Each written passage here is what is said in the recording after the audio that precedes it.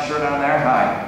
I work in education right now, and that's pretty much the foundation for, you know, how you got here. Everybody got here from how they got their jobs. I mean, everybody's sitting down. Did you actually sit down and plan out anything about education right now? Right now,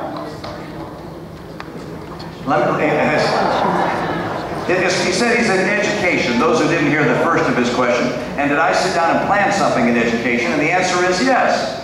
And I see we're almost at the 140-degree point here. So I'm gonna stop with this question and then make a couple more comments. But first on education, you're absolutely right. We got here thanks to good education, great values, wonderful parents, a strong economy, and a nation with enduring values. Education's a big part of that. And our education system is failing our kids.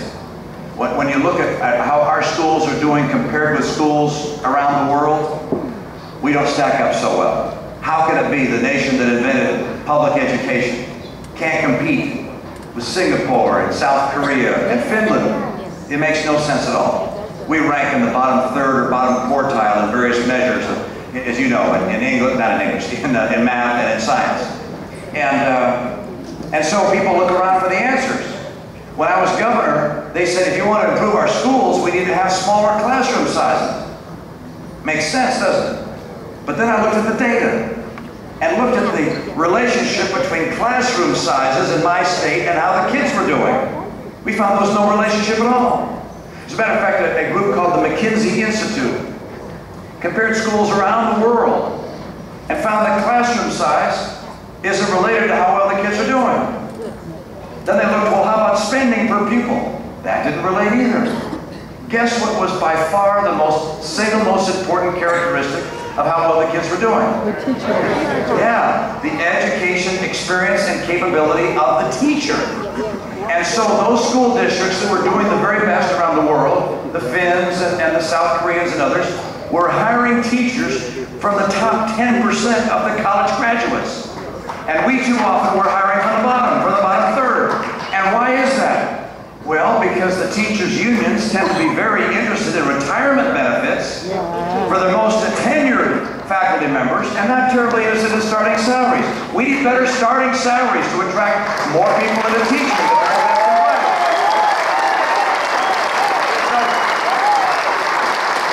And by the way,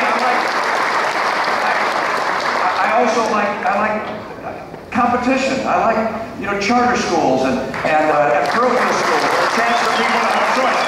In my state, I get to brag for just a second. In my state, it wasn't just me. My predecessors back in 1993 went through education reform. They said to graduate from high school in my state, you have to pass a graduation exam in English and math. And then when I was governor, I added science as well. You have to pass an exam. If you don't pass that exam, you can't graduate.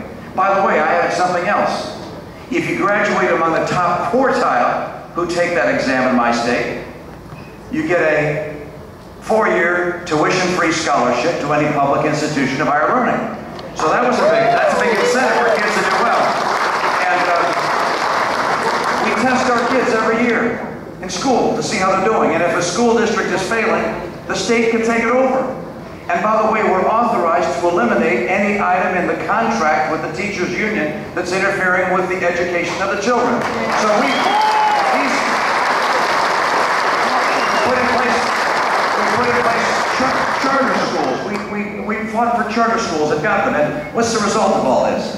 The result is that now, by the way, there's a national exam called the NIEP exam, where we test 4th graders and 8th graders, each in English and math. And my 4th graders, #1 in English. 4th graders, #1 in math. 8th graders, #1 in English. #1 in math, of all 50 states. This hasn't happened before. These principles work. I'm convinced that it's time for us to have people who will stand up to the federal teachers' unions and put our kids first, and I will.